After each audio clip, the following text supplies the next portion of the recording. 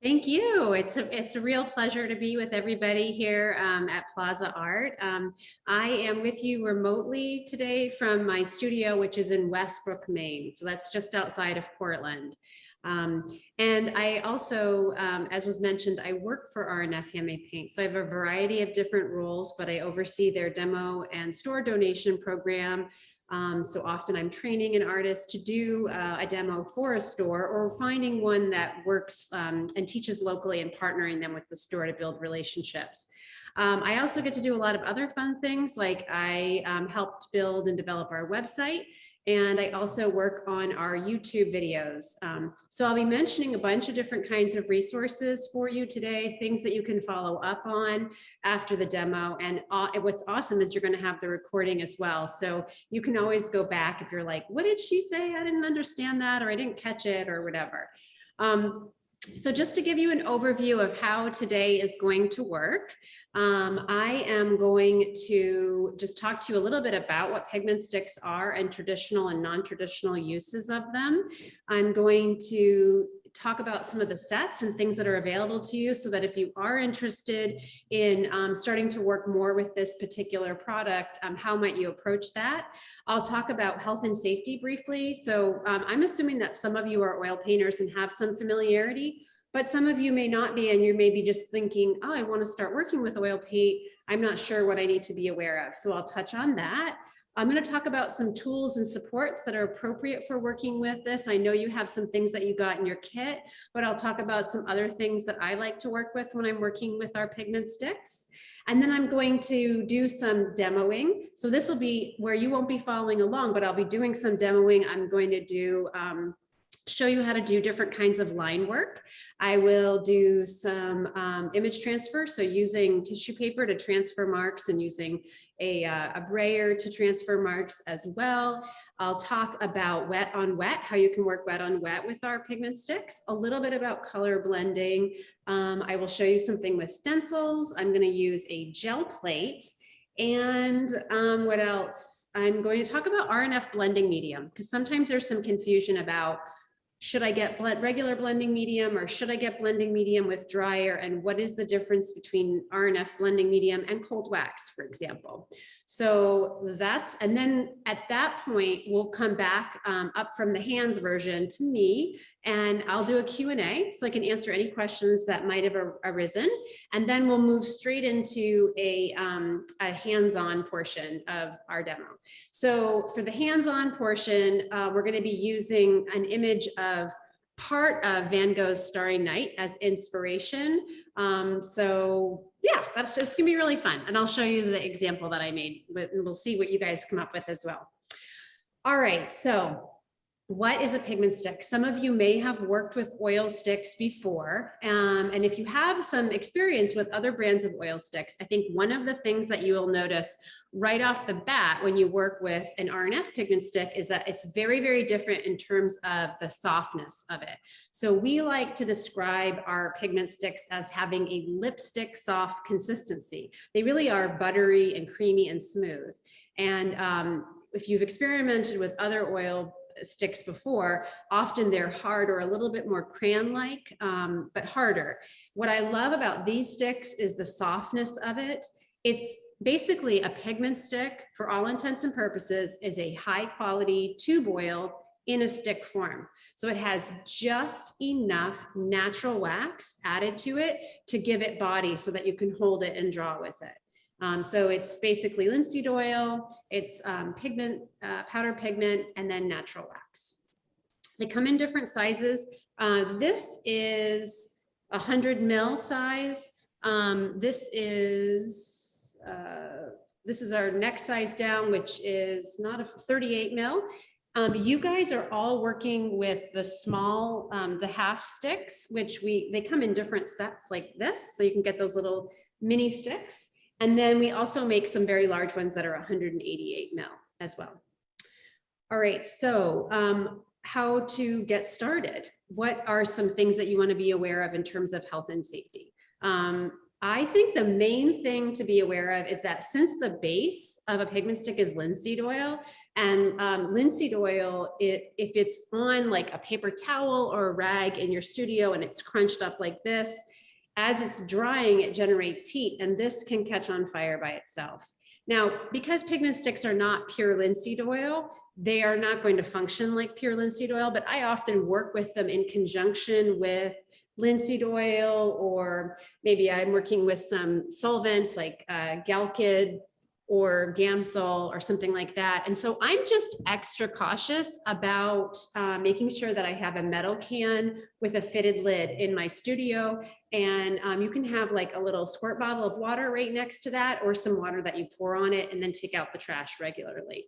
And that way you should be completely fine. But it's just part of the things that I'm aware of. That's the major thing that I would be aware of. I mean, best practices like not eating when you're in the middle of painting and washing your hands. Something that a lot of artists like to do is to use gloves when you're working with paint with pigment sticks. And that's because it can get underneath your fingernails, and because it's an oil base, it can get into cuts on your hands or things like that. So it can become subdermal. So a pair of gloves works great.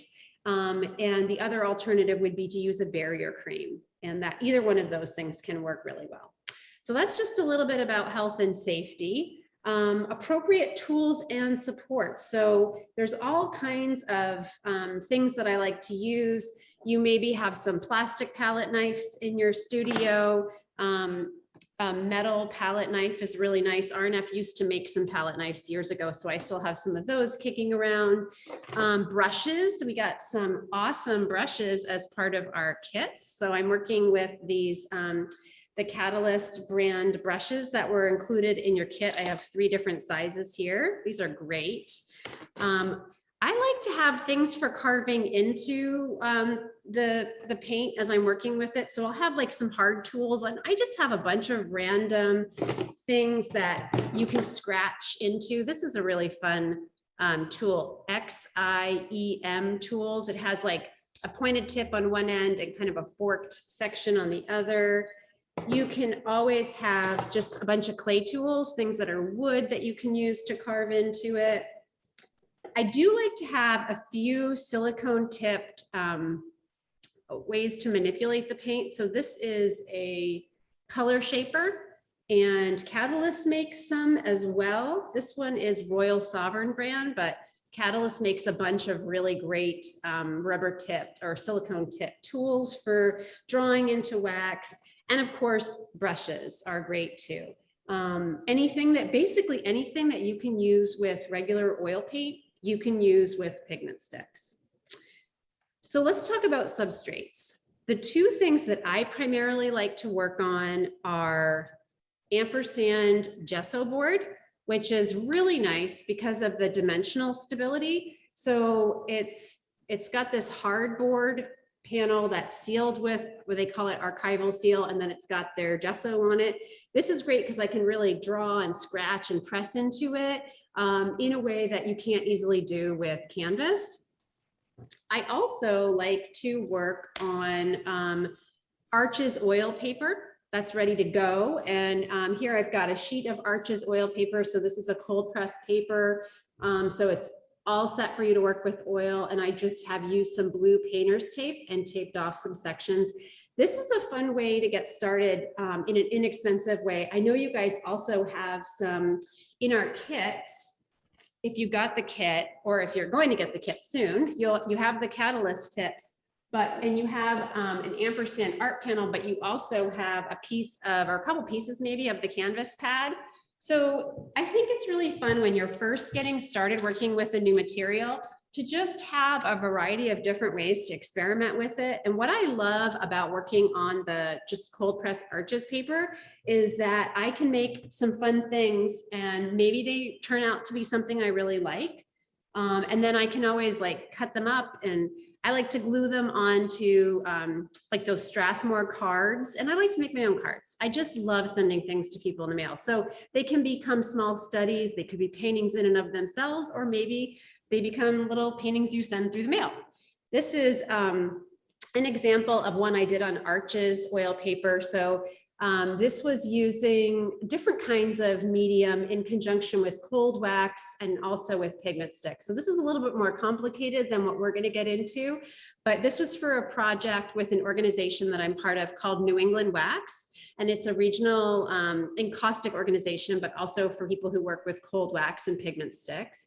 So this was really a fun little piece that I did. And I worked on 30 of these. We did it as a group, and I let it dry over the period. You know, the nice thing is that with oil paint, it takes a while to dry. So I could go back into it and carve and subtract and pull glazes.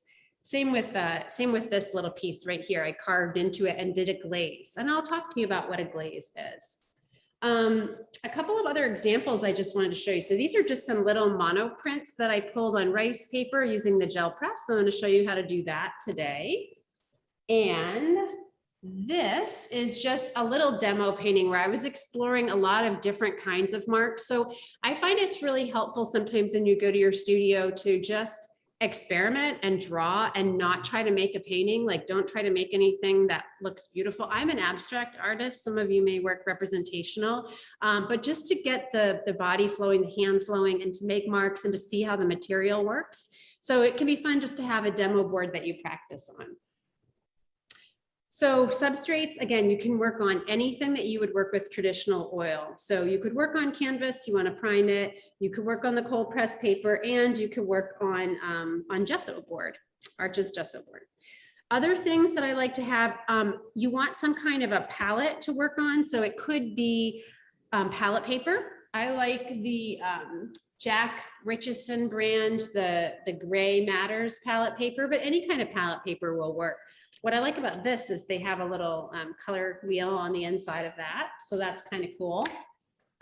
In my studio, I have one of these glass palettes for working on with my oil and with my pigment sticks. So I use that to crush up the pigment sticks.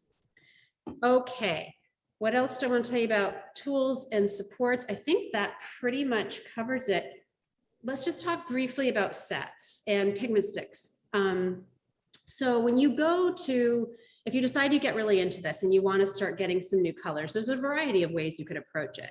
I really like these little mini sets that R F came out with a few years ago. There's 3 of them. I think we had this one to begin with, which is kind of more neutral tones. So you get Mars red, sienna yellow, extra pale, and ivory black. That's a nice mixing set. Half sticks, $19.99, just like these are too. These we introduced last year. It's a trial set 1 and a trial set 2. So if you got all of these, you would have some nice colors to work with. The other thing you could do is just go and pick out the colors that really make your heart sing. That's what I usually do. I have a variety of them over here that I'll be playing with today.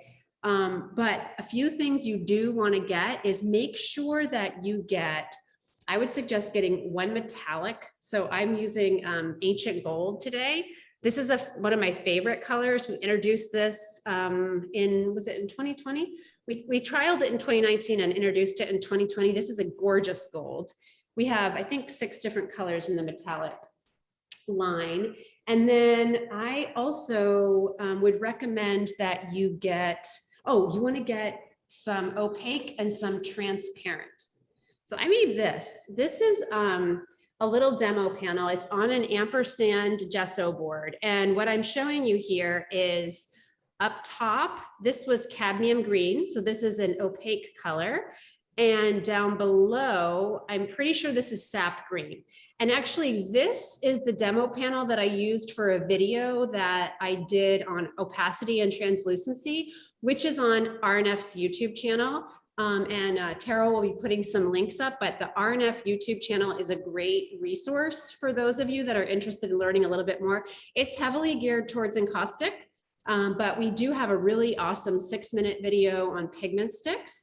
And we also have one on opacity and translucency with this. So many of you may already be very familiar with what the difference is between opaque and transparent paint. But just if you're not, it's just a quick thing. Opaque colors have a stronger top tone and a weaker undertone.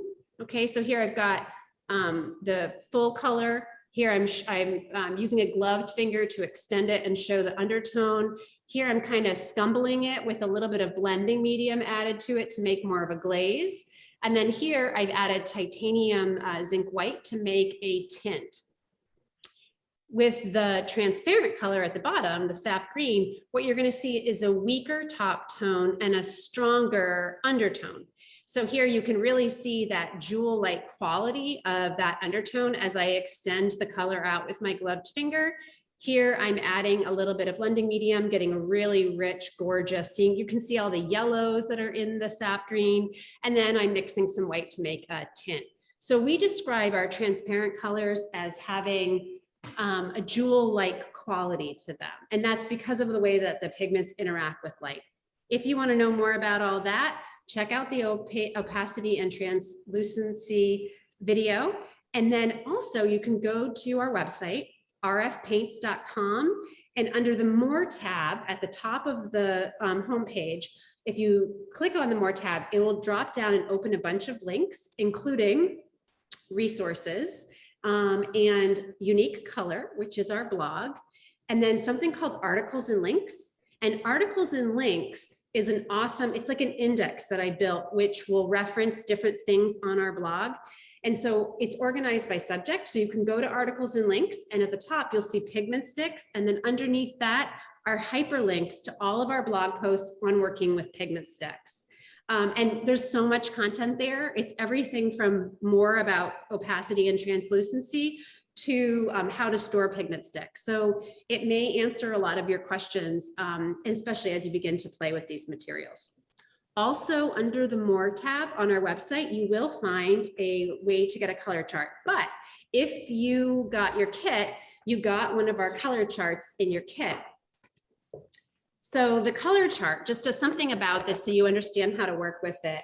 What I really love about the color chart is that after I take off the labels from my paint, whether it's encaustic or pigment sticks, I sometimes can't tell which color it is. So I can just come right over to the color chart and figure out which color it was. If I'm working with, let's say, malachite, and I'm like, oh my God, I love this color, I have to get another one, but I don't remember what the color was. And you guys got malachite green. This is what I love this color. You can come right over here and you're like, oh, it's malachite. And that can be really helpful. So this is, if you look at this and you look at the color, if it has a little tiny P in a circle or a little tiny E in a circle next to the name, that means that we only make that color in encaustic if it's an E, or pigment stick if it's a P. If there's nothing next to it, then we make it in both of our color lines. On the back of your color chart, there's an index, and there's some very helpful information here. It will list all of the pigments that are in each one of our paints, and then it will also give you an O if it's opaque, a T if it's transparent, or an ST if it's semi-transparent. And that's really helpful if you've pulled the label off and you don't know what the color is. But it's also, I think it's really great if you start working with the pigment sticks to separate your colors. So get some separate storage containers and keep all your transparent and semi-transparent colors in one and your opaques in the other. For me, this has been helpful because when I was painting for many years, I just worked with the opaque colors. And when I started introducing some of the transparent colors, I really saw a difference in my work. Just that little bit of transparent color really made everything else pop. So I do recommend separating them.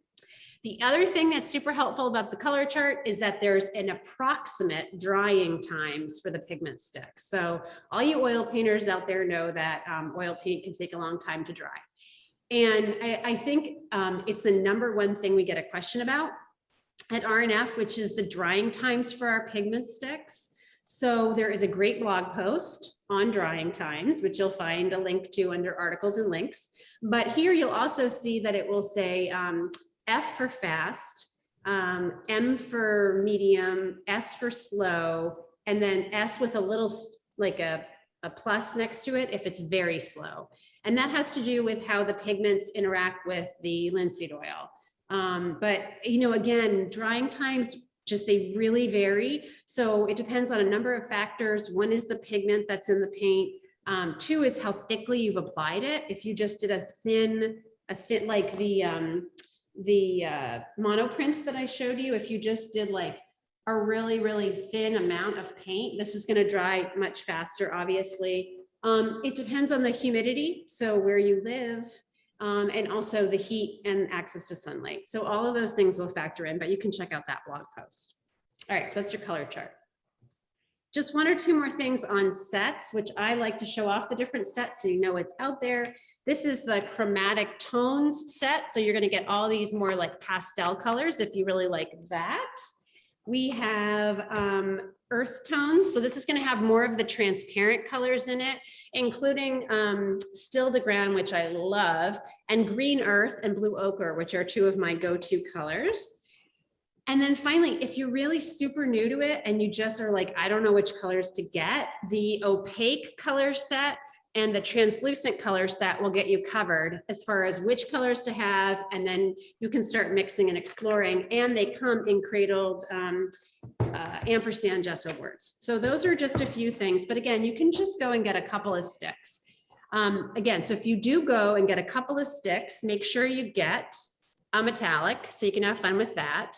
And also make sure that you get some blending medium. Okay, so what is blending medium? And is it different than a blending stick? Because this is called blending stick if you look at it. And then you can also see if it's in a jar, it will say blending medium. And then there's also blending medium with and without dryer. So here's the difference. Blending medium and blending stick is exactly the same thing. It's just in a stick form. What is it? It is linseed oil to which natural waxes are added to give it body, okay? Blending medium with dryer has a small amount of cobalt and manganese drying oils that are added to it when it's being processed. So technically it's completely solvent free by the time you're working with it, but those drying oils help to accelerate the drying time. So if you are working with pigment sticks and you want a little bit of help with them drying faster, you can use the blending medium with dryer. I recommend putting a layer of it down first and then working with your paint on top of it. That way it's helping to dry your paint from the ground up. The reason I don't recommend using it the way I'm going to be working with blending stick today is that small amount of cobalt and manganese oil that's in the blending medium with dryer, it can affect the color a little bit. It's not significant, but if that's a factor, make sure you're just working with regular blending medium. I primarily work with encaustic paint, so I always work with just the regular blending medium on the surface rather than the blending medium with dryer. All right, so that's the products that we're going to be working with. Let me just tell you something, because this is a big question we get. What is the difference between the blending medium and cold wax? And some of you might be interested in working with cold wax. There seems to be, I think, a lot of renewed interest in cold wax. And if you are really interested, I recommend this book, Cold Wax Medium. And this is by Rebecca Crowell and Jerry McLaughlin. And it's available, their press is Squeegee Press. I think it's available through them. They have a website called Cold Wax Academy, but there's a lot of great information in there and resources and artists that you can check out. So what is the difference between cold wax and this, right? Because this has technically got natural wax in it, so it's kind of like a cold wax, isn't it? No, cold wax has solvents added to it. And that is what makes it, if you've never worked with cold wax, you're like, I don't know what you're talking about. It looks like Crisco. And what this does is the solvents that are in it help to dry your paint. So it will speed up the drying time. And also it gives body to your paint, which you'll see when I put some on my palette shortly. Whereas blending stick is the base of a pigment stick. Okay. It's just more of the base of this. It's linseed oil and natural wax without the pigment added. So when you add blending stick to your color, it's going to extend it. It's going to make it more of a glaze. And I use it a lot to glaze with. All right, I think that's the basic stuff I wanted to cover. So Tara, I think we can switch over to the hands down view onto my workstation. Absolutely, here we go. Thank you. You're welcome. All right, so I think you guys can see this very well. And we're going to start off by I'm going to just show you some drawing onto this piece of paper right here. Oh, I touched this, so it's moving around. The first thing I wanted to show you was really just how you can manipulate the paint. So here I have, this is a cadmium green pale pigment stick. Now, when you open a pigment stick, let me do it with actually this ancient gold first. When you open a pigment stick, it comes in this little like tube. You're not going to keep this tube, okay? This is just for transport. So don't use your pigment stick. And I know you guys didn't, you got them in a little package like this in your kit, but they do have tubes on the inside. So when you open it and take out the tube and the lid are going to be discarded. You're not going to hang on to these. And you're not going to put your pigment stick that you've started working with that's all like wet now back in your tube because it's going to get stuck in there. Now, I did not know that when I first started working with these sticks. So I ended up having to cut a lot of them open. So now we're looking at our stick and you'll notice that there's a little piece of plastic that's right up in here. And you're just going to peel that and that will kind of peel a little bit of the paper back up. And now you have your stick open. You can just discard this little bit of paper.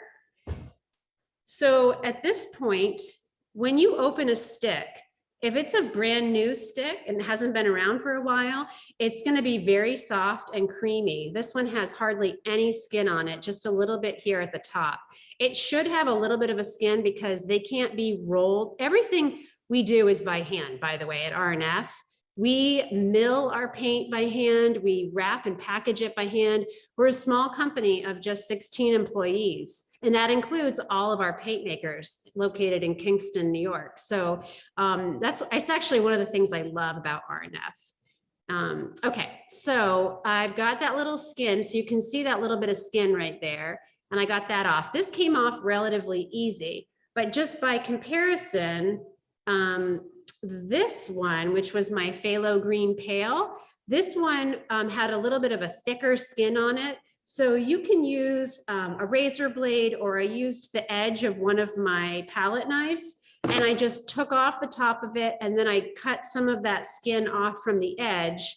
And then you want it, when you're rubbing it to make sure it's kind of smooth again and you've gotten the skin, you want to do that very gently because like what I said, this is a very soft paint.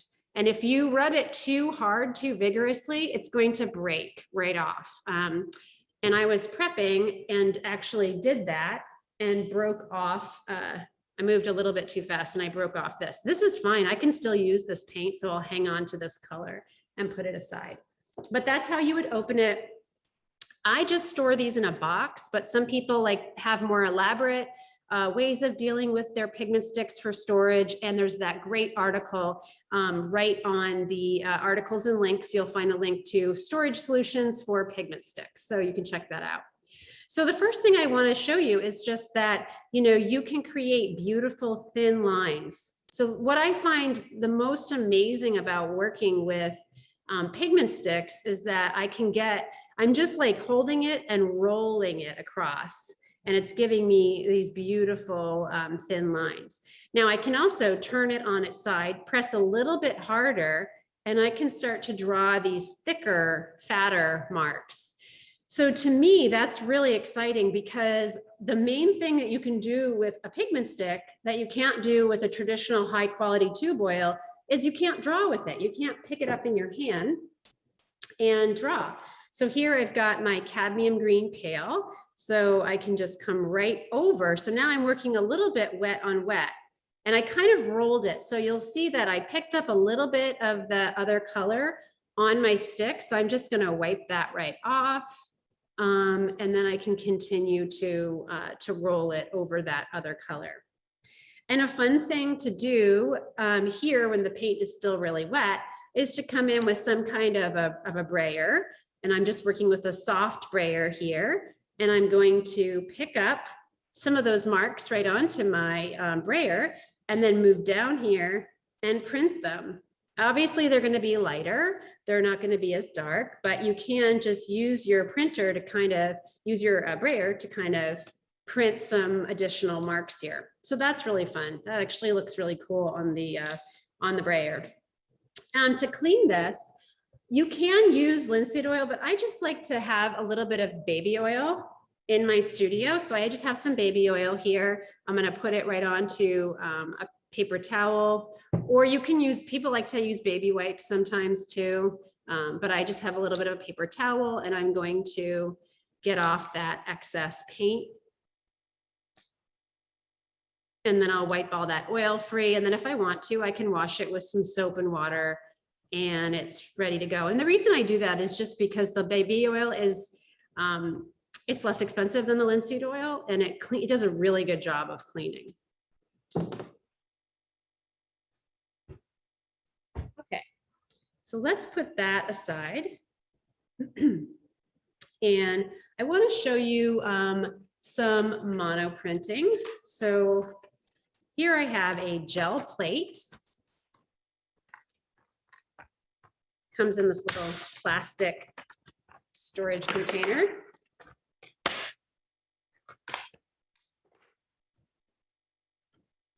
And some of you may have already worked with these gel plates before, but these are really fun. So I'm going to just set that right down onto the table. And actually, let me put this over here for a second and just show you how I could make some paint to roll on. So I'm going to start with the Indian yellow. Oh, actually, I'll draw this right onto here. Yeah, I can just do that, and I'll show you the paint in a minute. So I'm going to start off with my Indian yellow. So this is a great color. This is transparent, and I'm just going to make some circles. It's a pretty lovely creamy color.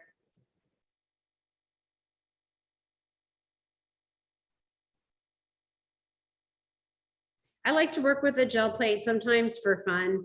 If there's any of you that work with encaustic, you can create monoprints on rice paper, and then you can embed them into your encaustic. And that's primarily what I would do with the monoprints. But they can also just be generative ways to, have fun and create little pieces of paper that you might end up using in a collage, or making your own cards, again, that sort of thing.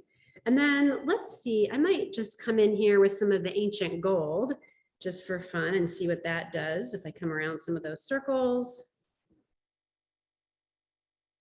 So I'm kind of blending the color right on the plate. And the metallics, they tend to be more like a transparent color. Let's get something really fun and bold. So I have got some of this malachite that we're going to be working with. I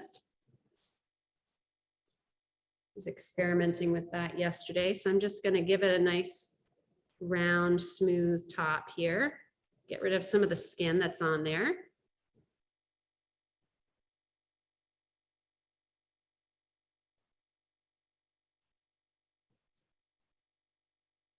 So obviously I'm not trying to make a great work of art here. I'm just having fun with some circles. Okay. So I've got that. Now we're going to take a piece of rice paper. So this is not fancy rice paper. This is, I think it's Sketchpad brand, but you can use any kind of rice paper. Rice paper works really well for pulling monoprints just because it's so thin and lightweight. But any kind of rice paper that they have available at Plaza Art will work.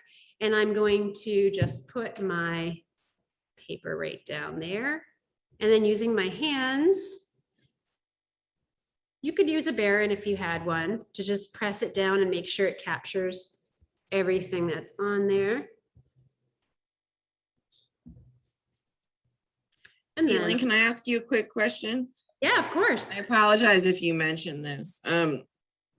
Did you dampen the paper at all, or? No, I did not dampen the paper. I'm just pulling the print right up off the plate. That is a great transfer. Look at that. Okay. It's awesome. Very rich. And I think it's a little hard to see, but that gold is just giving a little bit of iridescence right along the edge of some of the, now I can also, I'll show you how to clean the plate in just a moment. I want to put this aside for a second. I can also come on there and I can enhance that a little bit if I wanted to by drawing right on there with a little bit of the pigment stick. Now in general, if I'm going to work thick with pigment sticks, I don't work on rice paper because you will see like a little halo that will appear on rice paper from the oil. I think you can see that. You can see it a little bit, I think, on this print, which I pulled a while ago, but not much. There's not a significant amount of oil that appears there. So that's just pulling little prints. And again, for me, these are fun, generative ways to create my own collage materials. There's a great teacher named Deb Claffey that has taught online about working with these materials and making them into encaustic paintings. Again, I'm working with my baby oil and I've got my wipe here and I'm just going to remove that paint. And if I need to do a little bit more, I will. And then after this, if I want to, I can wash it with soap and water. And then I let it air dry and put it back in its container and it's ready to go the next time I want to make a print. Something else you could do, let me get this dry and show you, is work with stencils. And the stencils, there's so many stencils out there. So it doesn't matter what kind of stencil you work with, but they can be a very fun way to just generate something that you can then respond to and go from there to make it more your own. So I'm going to put this away and we'll come back to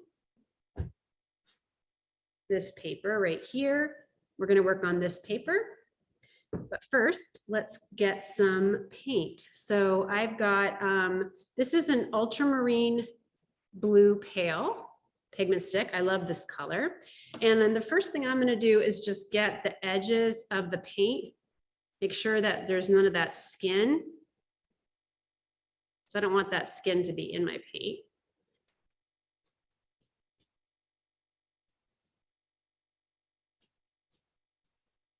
You can see where the skin is right there.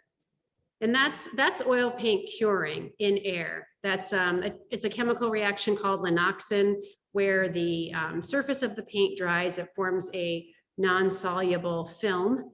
So it's pretty cool. And here I'm going to just take a little bit of that paint with my palette knife. And actually, what I'll show you is two different ways to give body to your paint or make a glaze. So first, I'm just kind of crushing up the paint with my palette knife. So this will be one color. And then I'll also let's do the cadmium green. So right alongside of it. Actually, I don't even really need that much, probably that much is good.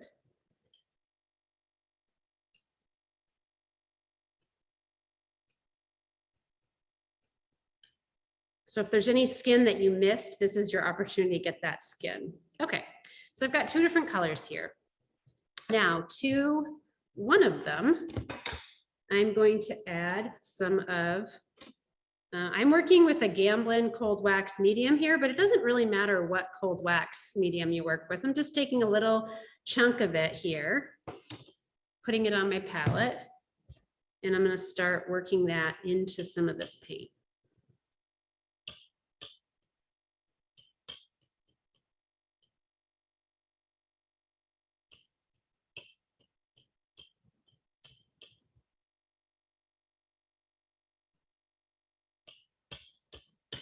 Okay, so now you can see how thick and creamy and impasto-like that paint is.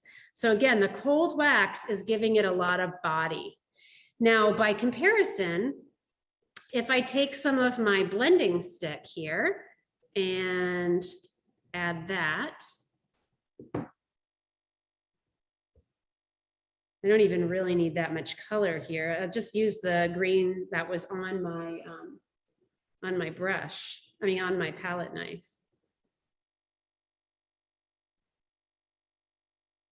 Okay, so right now that may initially look like it's kind of thick as well, but I'll show you how more of a glaze that is when I pull it. So come to this paper right here. That down. So I'm working again on this Arches oil paper, and I've got this this paint that I've mixed my cold wax into, and you can see how creamy that is. And what's nice again with adding the cold wax is that's going to give it some body, but it's also going to dry it. You know, so if I went this thick, if I wanted to get really impasto-like with my oil paint, whoops, this way, that would take a really long time to dry if it didn't have the cold wax in it. By comparison, I've got this glaze over here that I've made with the blending medium.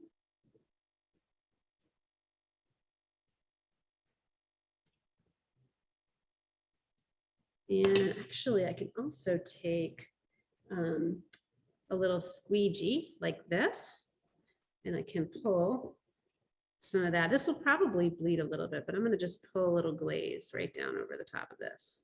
So I got a little bit of brush drag, but you can see where I pulled a glaze over this section where I was just drawing.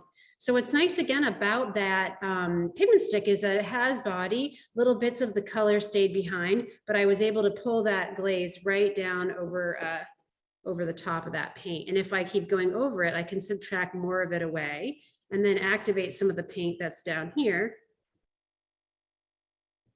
But some of that paint stays behind on the paper.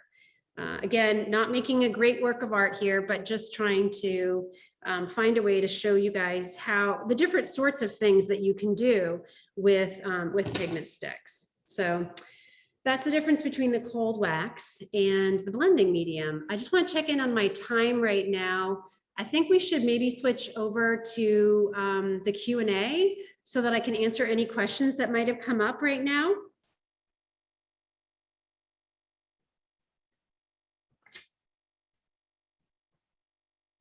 You are back to being spotlighted on you. I got a DM that said, can you treat the rice paper before printing to prevent the oil from soaking in and halting?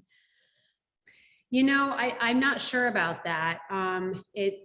In general, I will say that the oil here, it's such a small amount of oil on this paper that, you know, like if you can see this, there really isn't much. This is from like 2 months ago, and there's not much of a halo on there. So I don't really have much of an issue with the rice paper because I'm using so little oil on it. Don't have a good answer other than that. I'm sorry. Okay. Any other questions? What is the name and authors of the book we were shown? So the book is called Cold Wax Medium, and you can get it. I think Cold Wax Academy is their website, and the author is Rebecca Crowell, Crowell, and Jerry McLaughlin, Jerry, and then capital M, lowercase c, capital Laughlin. Awesome. Thank you. Over time, what will happen to that printed paper? I mean, this paper, they last for years and years. I don't know that this is going to degrade a whole lot. If you're talking about the paper that I did, let's see, I had those little examples somewhere here where I was working on the Arches oil paper. This right here, this is just like the canvas pad that you got. So you can work right onto Arches oil paper, and this holds up very, very well. Again, primarily when I'm pulling monoprints, what I'm doing with them is I might incorporate them into an encaustic painting. So you can fuse this right into wax, but you can also cut it up and collage it into other things. There's just the slightest little bit of oil on the side, and you don't have to work with rice paper. You can pull prints using other things. This just works really well. In case, so Mouse has made an appearance behind you. And there are comments about how he's amazing.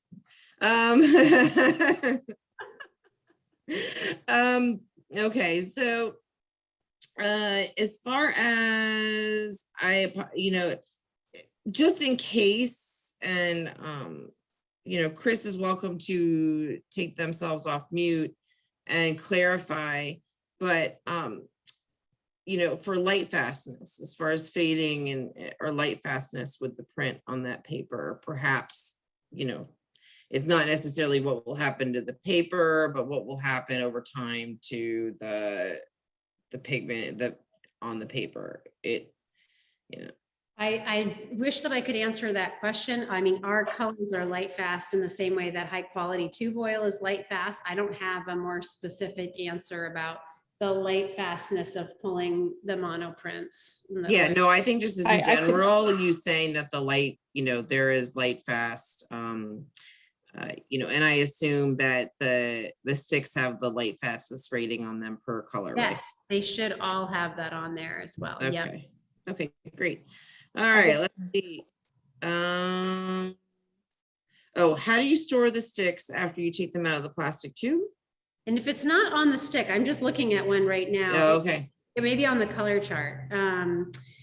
But that is a good question. And I would refer it up the chain to Richard or Darren, because I don't work with the pigment sticks as much as I work with the encaustic paint. I have had no issues with light fastness with any of our pigment sticks, but that's a great question to run up the chain. So I'll see if I can get a different kind of answer for you and then get that back to Tara. The other question you just asked, what? I forgot. Oh, how to store the sticks after you take it out of the plastic tube. Yeah, so I mean, I just leave them. I have like a box that's lined with some wax paper, and I have my sticks right in there. They will dry up and form a little bit of a skin, and then I just cut the skin off when I'm ready to go and use it again. But if you wanted to, you could investigate different kinds of storage opportunities. So some people like to keep them in Tupperware containers. Like, for example, I like to keep all my things in these little containers like this. So you could keep them in here. There's a few products. One of let's see, I think it was through the Container Store maybe, but an artist that I knew, she had found these little Tupperware airtight containers that actually had like individual sections that were great for pigment sticks. So you could do something like that if you want to. But you can also check out on the articles and links site. There is it hyperlinks to our blog where there's a post about different kinds of storage solutions that artists that work with our materials have come up with. I also know, just throw that out there, that some of the art bins that we carry have the drawer or the shelf that kind of pulls up and expands out. The slots inside, I think it's the larger ones, are a perfect size for the pigment sticks. Yeah. That's great. Okay, so next one. I think Chris is asking if you can put paint, use the pigment sticks on top of an acrylic background. Yes. Okay. The same way that you would use oil paint on top of acrylic, you can use the pigment sticks. You can paint with them, you can paint thickly, and you can still carve down into it. Okay. Jan, I think we answered your question. It was, will sticks dry out or form new skin when stored? Do you separate them for storing? So the separation question is a good one because, do they stick together when they're? I haven't had any issues with them sticking together. Again, I have like 2 wooden boxes and I keep my sticks in there, and I don't use them very often, but unless they're like completely wide open, this will form a skin, but then the paint is all good inside of there. So that's how I keep them, but I'm a little bit of a lazy artist when it comes to that.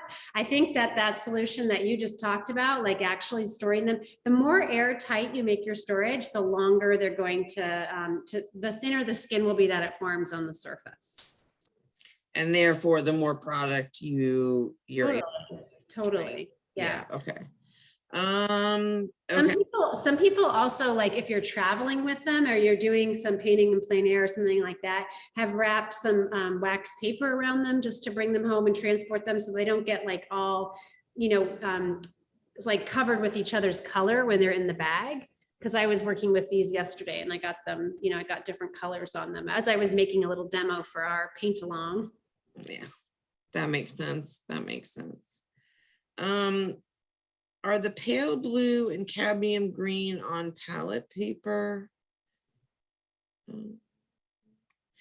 Christine, you can take yourself off mute and, you're saying there is, what surface are you working on, Dietlind, I guess, for that? This was Arches, the Arches oil paper. And I really like this paper because once it's like, I'll do lots of different quick studies on this and I'll leave them out. Like I'll have a whole table and I'll do different quick studies and make marks and draw into it. And when they're at various stages of being wet, and then I pull the paper, the tape right off of there, and I have a print that I like, with a nice clean edge. Now this one, I did build up some body on there by pulling some glazes of cold wax, just pure cold wax, over the paint, which gave it some body. So you can actually do veils of cold wax and then come in, and I pulled a glaze using indigo. It was either indigo or blue ochre with blending medium once the cold wax had set. So I did the cold wax and I carved into it, and then I pulled that glaze, which is what gave me those beautiful edges around the ladders. Love that. Okay. Tara, I was actually, sorry, I was actually asking about the picture that we can see that has where the palette knife is mixing the blue and the green. Is that palette paper that you're mixing on? I might have missed that. That's like a glass palette for working with oil paint. Tara, do you guys carry glass palettes at Plaza Art? Yes, we have the New Wave. I believe the one that you have is the New Wave glass palette, and they're amazing. And they come in gray, and they come in white, and they come in clear. And so we have those. I can include that in my links, so I'll make a note about. Yeah, and thank you. For the longest time, I just used the gray palette paper, but I would always tape it down to my station so it wouldn't move around. And what I like about this glass palette is that it has these little black corners so it doesn't move, and you can really push and mix your color right on the glass palette. Thank you. Yeah, they're fantastic. All right, thank you for clarifying. All right, next comment was love the gorgeous black cat. Thank you, Arlene. I was very excited before you guys all came in that I got to, I forced Dietlind to show me. Okay, where can we rewatch the workshop? I apologize for Willow in the background. She's very upset that my daughter just left to go to the store. All right. And now Mouse is climbing the window. He's so cute. All right. Where can we rewatch the workshop? The workshop will be provided tomorrow in a link. We will be sending out an email tomorrow with a survey and about the event and a link to a recording of the video. So anybody who attended will get that email. So look out for that. Okay, all right. So that should help Roberta and Caroline. Beth said, you mentioned stencils. How do you use? Yeah, you're right. Stencils. I didn't show you guys the stencils. Okay, when we go back down, before we go into the paint along, I'll show you the stencils. Sorry about that. Okay. Well, I mean, so much to cover. There's a lot to cover. How long does a pigment stick last before it starts hardening? That also depends on the drying, like the pigment stick. So if you look at the back of your color chart and find the drying times, that will give you a little bit of a clue about which ones are going to harden up faster than others. But again, it's really just like a thin skin that you can break off of it. And again, you'd be slowing that down if you store them in some kind of a container. Mine are just exposed to air, so a little bit of it dries up, but the part that's covered in the wax paper isn't drying up. It's just a skin that forms on the surface. I'm not going to admit how long ago, but I had another brand of oil painting sticks in my art bin from college, and I recently uncovered it, and they just had a skin on them, and I'm talking decades. So, you know, they were surprisingly still usable. Okay, let's see. I know some artists that use acrylic paints also incorporate your pigment sticks. Do they eventually dry and remain stable when used with acrylics? Yeah, if you can use oil on top of acrylic, just the same way you would work with oil paint on top of an acrylic, like if you're priming a canvas and you'd use an acrylic gesso. They do dry, but it takes time depending on how thickly you've applied it. I mean, when I work with pigment sticks on the surface of encaustic paintings, I'm using them very thin. If you're using it thicker and you're using a slower drying paint, it could take several weeks for it to dry. So it really depends on how thickly you're applying it. So that's why you might want to investigate working with cold wax if you haven't done it before. If you want to build a lot of body, but you want it to dry faster, the solvents that are in the cold wax will dry the paint. Thank you, Dietlind. That's the last question I have in the chat. Does anybody want to unmute themselves and ask any questions before we move on? Could you please tell us the name of the book again? Yeah, it's Cold Wax Medium. Bye. And it's by Rebecca Crowell and Jerry McLaughlin. Thank you. You're welcome. I wanted to give you a little preview of what we're going to do in the hands-on portion. And this is just a little painting that I made yesterday, and it's inspired by Starry Night by Van Gogh. So what I really love about Van Gogh's work, and particularly about Starry Night, is that you have all these little tiny marks, these little lines that are adding up to something else, that are giving you this texture, and also showing off how you can work wet into wet. So obviously it's not a complete, it's just inspired by Van Gogh. I don't have all the colors. We're limited to the 3 colors that you got in your kit, but we'll be doing a little paint along version of this and using the ampersand art panel for that. But I will show you the stencils before I get started on that. So let me put this aside for a moment. And Tara, I think we can probably look back down at my workstation. Sure thing. There is just one other great question. I've never used, excuse me. I've never used oil paints before. This is a first for me. Do you have to seal after it's dry? No, you don't have to. I mean, some people like to put a varnish on top of it, but I don't do a varnish. Tara, do you work with oil paint? Do you usually do a varnish? I think it sort of depends. You know, I don't. So, you know, I think the argument for varnishing, and more experienced oil painters can chime in if they, you know, have a different opinion. But I think the argument behind varnishing is that you're sort of protecting the, you know, your painting or varnish comes in gloss, satin, and matte. And so if your colors that are using, Yep. You know, the finish often depends on various things in the paint. And so if you want a consistent look across the board or to, you know, change something that looks, you know, glossy to matte, or yeah. And this is actually, like, I'm trying to hit the light with it, but you can see up here where I was using, I believe this was some Galca light mixed into the paint and applied with a brush. And so you can see how matte that is compared to the rest of the painting, which has got more like shine to it. Doing a lot of carving in here and then glazing over the colors as well. So yeah, that's totally true, depending on any other kinds of mediums that you're using with your oil paint. Yeah, so that would be the, the main reason to do it, but it's not required, No. it's not required. So, all right, let me put you back on.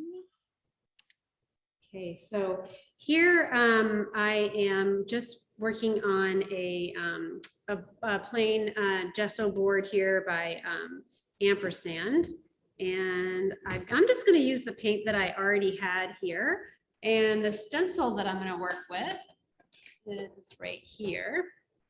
So this is a Duralar stencil because that's what I have in my studio, because if you're working with encaustic, you want to use something that's heat resistant. But you can do this as a base and then let it dry and start working on top of it. You can also do this on top of something that's already dry. But let's see here. I like to work with my brayer. So I just want to get this a little bit more dry from the oil that I had on it earlier. And I can come right into the paint that I had here this is the paint, the cadmium green, that green pale that I had added some.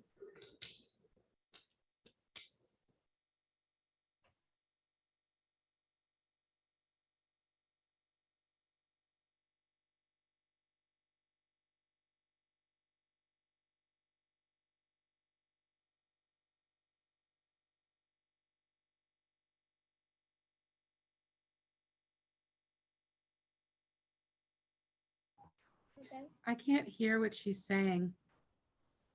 She muted.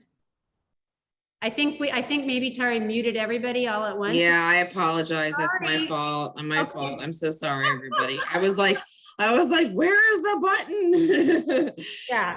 Okay, so what I was just explaining is that I was using a brayer, and over here I was putting on the paint that I've added the blending medium to, so it's thinner, it's more of a glaze. So you're going to see some of the white from the ampersand panel coming through, versus here is the ultramarine blue pale. So this color is opaque to begin with, and I've added the cold wax to it, which is giving it a lot of body and is going to help speed up the drying time. And I'm just, coming over this stencil with this ultramarine blue. And what's going to happen is that when I remove the stencil, these marks are going to be a little bit more raised than the ones where I used the glaze, because they have that body from the cold wax. So let me just finish this and then we'll take a look at it.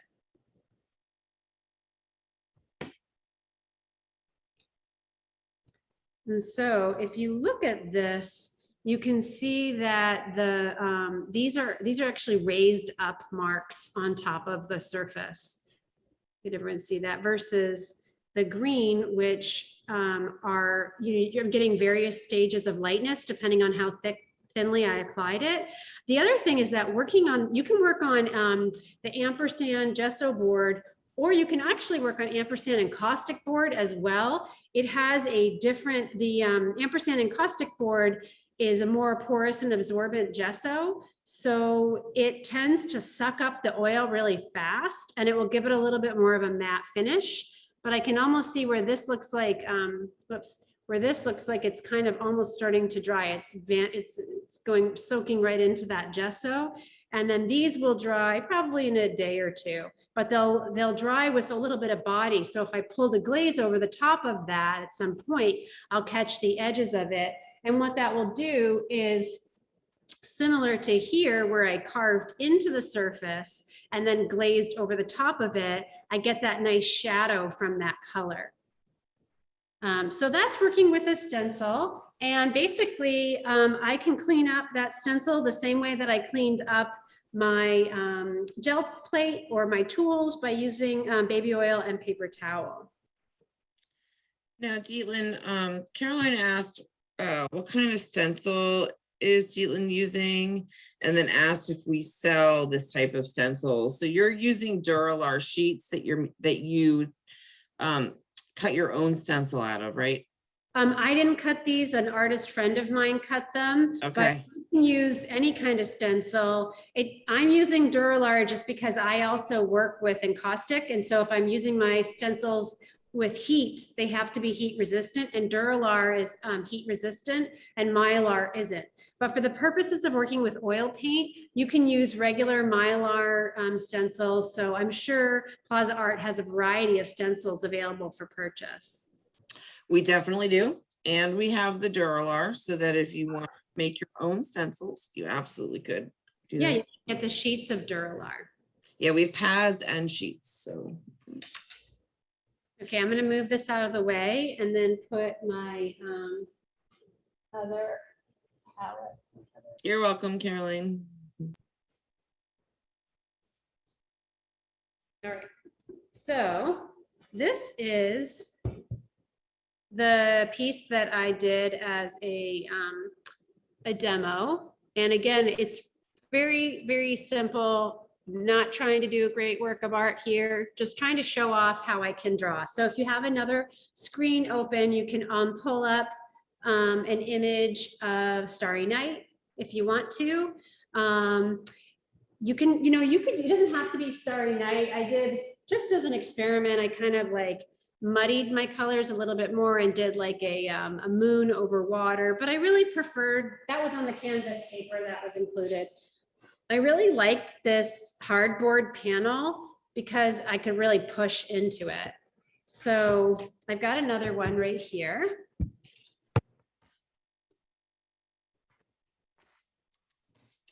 Dietlind, while you're opening that, I have a question. If you use oil stick on encaustic board, do you need to let dry fully before continuing with encaustic?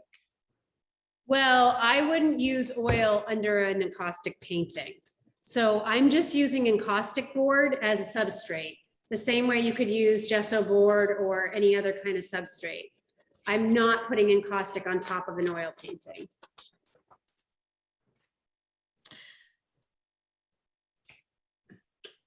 Thank you. Okay, so here I have my painting. I'm gonna move this over to here. I'm gonna get my palette back. And is this where folks should grab the Yeah, this is a great. slides and follow along and Yeah, have some fun and play? Yep, exactly. Grab yourself a paper towel, whatever else you need for yourself to work. I'm just gonna grab another paper towel here. So I can clean up my panel. Clean up my tools.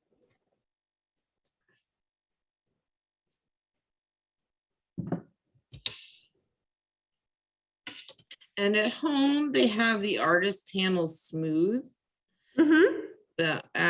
That's what ampersand included in the kit. So that just has a slightly different surface, right? It's just a little smoother. So just it wouldn't necessarily soak into the paper, because there isn't really a paper on top. Sure, and we're not going to be working with paper. We're going to work on that that hard panel, that ampersand panel. Awesome, great. Okay. I mean, if you wanted to work on your paper, you could, but I think I'm going to work on the panel itself. Okay, so I'm going to move the panel out of the way for a moment, and I'm just going to mix up a few colors on my palette to get started.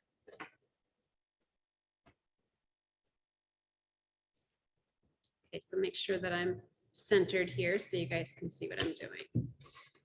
So the first thing I want to do is I want to mix a few varieties of color. So I'm going to take a little bit of this malachite. And then I'm going to take a little bit of the unbleached titanium. And I'll make sure that you have gotten that skin off of there. So you can just kind of rub it, or if you have a little razor blade or a palette knife, you can break that skin. And get some of that on there. And then I want to put a little bit of my ultramarine blue pale on there as well. So now I have 3 different colors. And I'm just going to do a little underpainting first. I'm going to take a little bit of that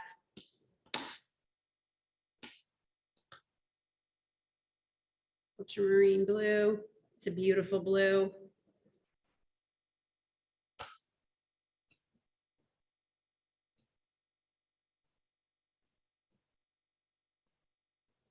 And I'm going to take some of this unbleached titanium.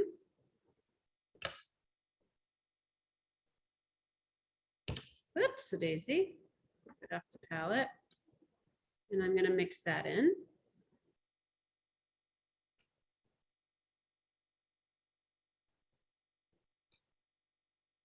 The unbleached titanium is a nice warm tone to it.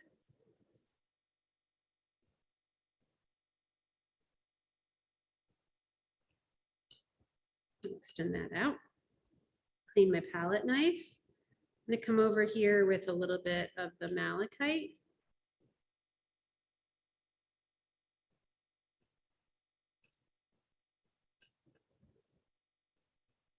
I'm going to take the rest of my unbleached titanium.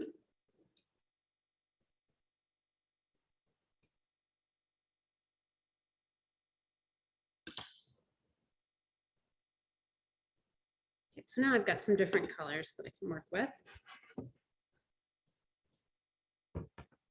I'm going to move this off to the side because you don't need to see the palette. Come back to my panel.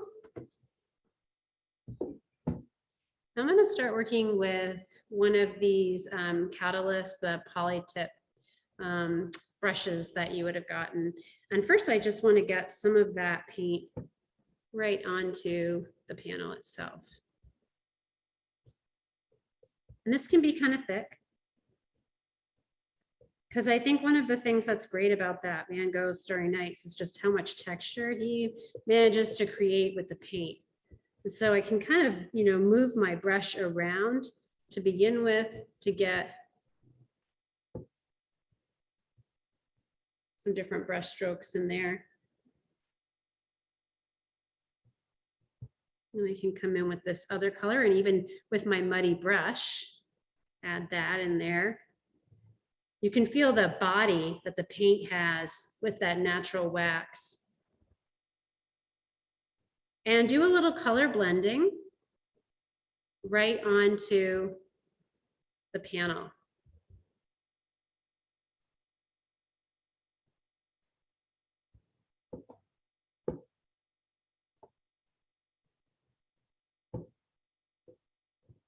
And I just repeat what I said at the beginning, which is like, just let yourself have fun with it. This is not about making a painting as a gift for somebody or your greatest work of art. It's really just about getting to know the materials, having a sense of what they feel like in your hands and how they work a little bit differently than just working with straight up high quality tube oil. Okay, so I've got a little bit of an underpainting now,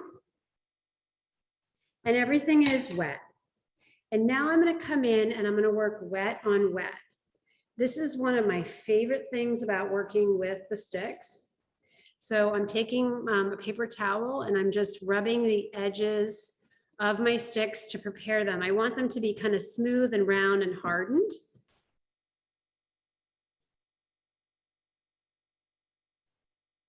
So this is your chance to take your other sticks and just break off any skin that you have and kind of rub the edge to give yourself like a little rounded edge like that at the bottom of your stick.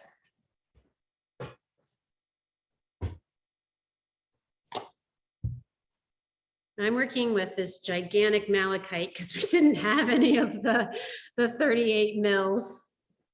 So I've got some nice big fat marks that I can make with this potentially. So I think the first thing that I want to do is establish where I'm going to have like my bigger moon or star. These might all just end up being little stars that you have. So I'm going to kind of come in here and just make, if you start to get some paint on your stick, as you're moving it wet through wet, you can just wipe it off. But as you work with this, just notice how awesome it is to take the stick and work right into this wet paint. And as you're rolling the edge of that stick around, you want to kind of roll, you can leave those little extra little bits of those chunks that are there. They'll just give you a little bit more texture. So I think I might just leave it right there, add one more. Okay. That's good for right now.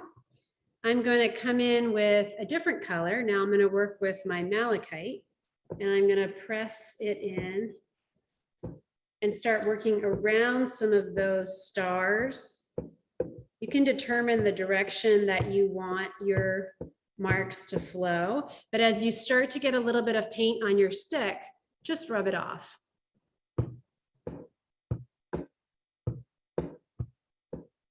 So just really letting yourself be completely free here, especially if you're representational and you're used to working with it in a very different way. And you can work with our sticks really, you know, just the same way you would with a regular high quality tube oil and do representational paintings. But you can, the thing you can do that you can't do with the oil painting is just pick up a stick, hold it in your hand and press in like this. So I'm just creating a little bit of a directional flow here with some of my marks.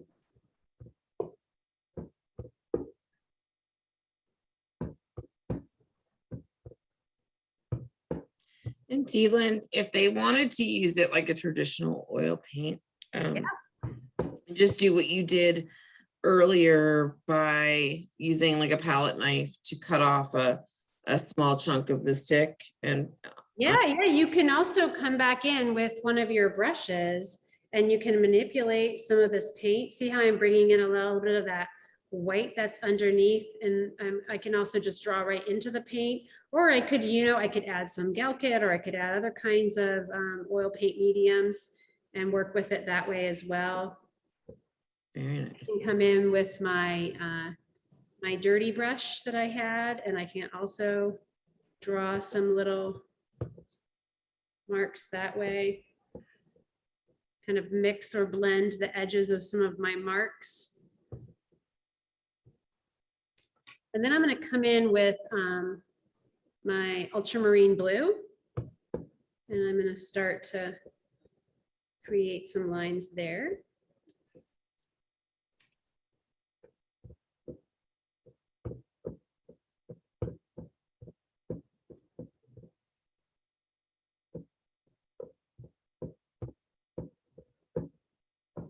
And you can experiment with the thinner lines and the fatter lines too, you know, so coming in and doing just thin lines, holding it really lightly in your hand and carving along the edge of your panel, or you can press it down a little bit more. Again, not pressing down so hard that you're going to break it, but just coming around the edge and making a fatter mark.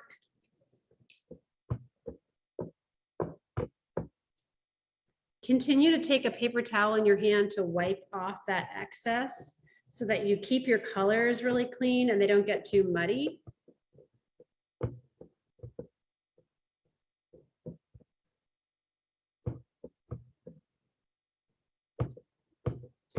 Now make some smaller marks that aren't as thick if you've been making all the same kind of weighted mark. See if you can come in and just be a little bit more gestural.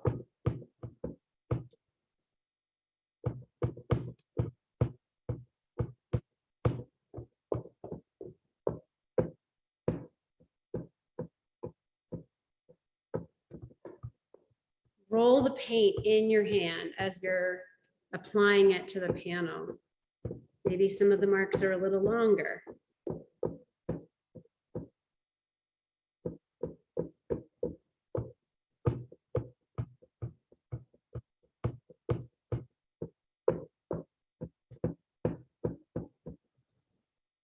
I'm going to put my ultramarine blue down for a minute and pick up my unbleached titanium. I'm just going to come in where little night stars are, and kind of clean that up right through there. And then I'm going to expand that out, because one of the things that's beautiful about Starry Night is that you have this little bit of reflection from the star that moves out.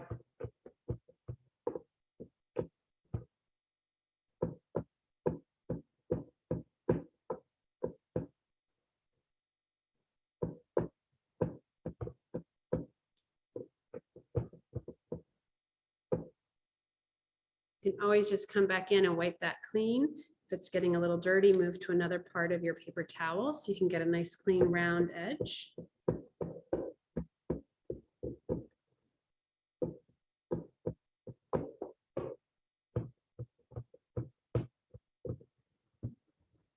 I'll come back in with my malachite. Back in with my ultramarine blue.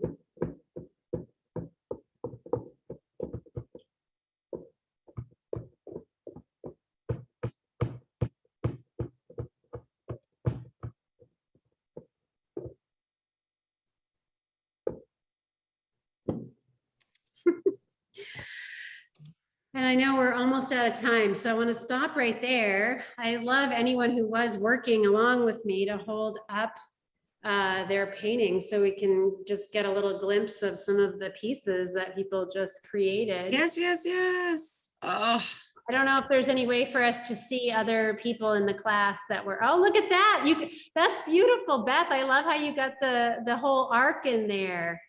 Anybody else showing that? I can see Ellen's piece. That's great. I can't see any of the others because of the way that the screen is set up, but Sean has a great one. I'm scrolling through. I'm seeing. spotlight any of the other peoples who did them. Well, we have a lot of. Oh, there's a lot of people.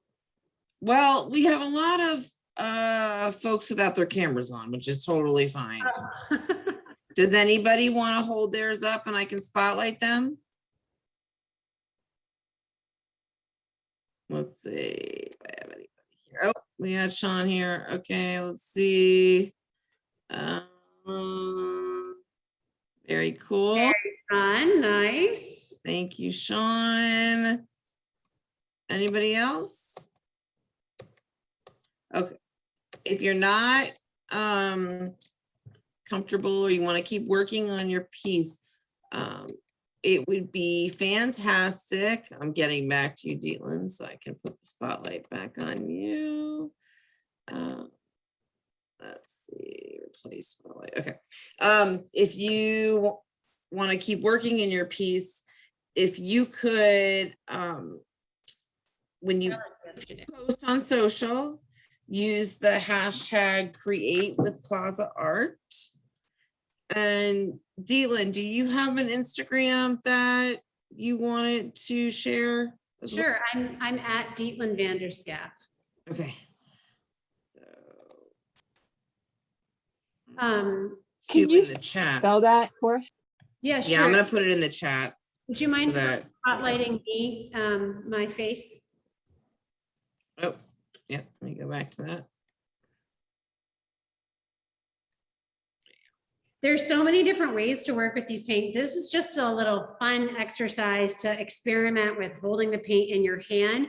I would encourage you to try all different sorts of things. So if you have some little sharp tools, you know, carve into your paint.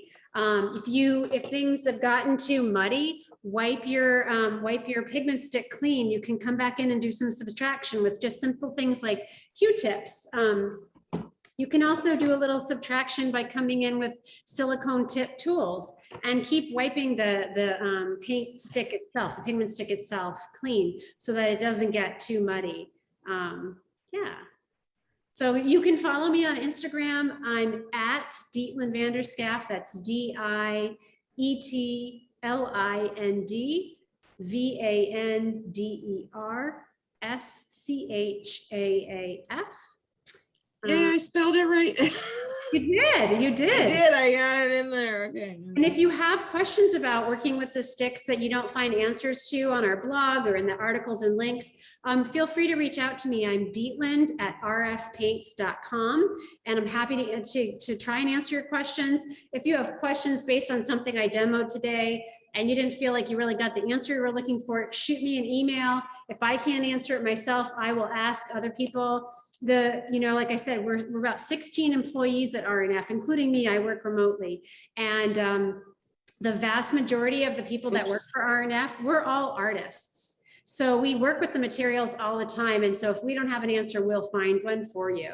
But I really appreciate your time on this Thursday afternoon. I hope you had fun. I hope you got excited about some things that you could do. I hope that if you're already working with the paint, that you can take it to your practice and learn a little bit more about working with translucency or transparency and opacity, or how you can incorporate drawing with paint right into your paintings that you're already doing. And thank you very much, Plaza Art, for hosting me. Oh, thank you so much, Dietlind. This was so great. I loved it. And we really appreciate you being here. And, I'm gonna, thank you. You did great. I mean, this is one of my favorites. So we really appreciate it. Thank you. I'm gonna put the spotlight back on myself just for a second. All right. It was great to see all my friends again today and any newcomers that we have joining us. Thank you so much for being here. We really appreciate it. And it's so fantastic to see you all. I'm going to talk to Lauren about including all of the links that we talked about in the email that will come out to you tomorrow. Just as a reminder, you will be getting an email tomorrow that includes a link to the recording for today if you want to go back and watch it again. So much wonderful information was shared. So I know I'm going to, because I feel like I definitely missed some stuff, because I was, it's just so much great stuff in here. And then our next virtual event is, hold on one second, Lauren's gonna have it right here. Okay, our next virtual event is in collaboration with Derwent, and it's on September 16th. So you can look out for that email, which will be coming out on September 2nd, I believe. Yep. So that our virtual events have been amazing. It's been a great program because of you of all. And then, and I mention it because they've been selling out very quickly lately. So I like to mention at the end of these so that so that the attendees who have been joining us in the past get it, are aware it's coming out. So that's it. Thank you so much. We will see you again soon. Have a great day, everybody. Bye. All right, bye-bye.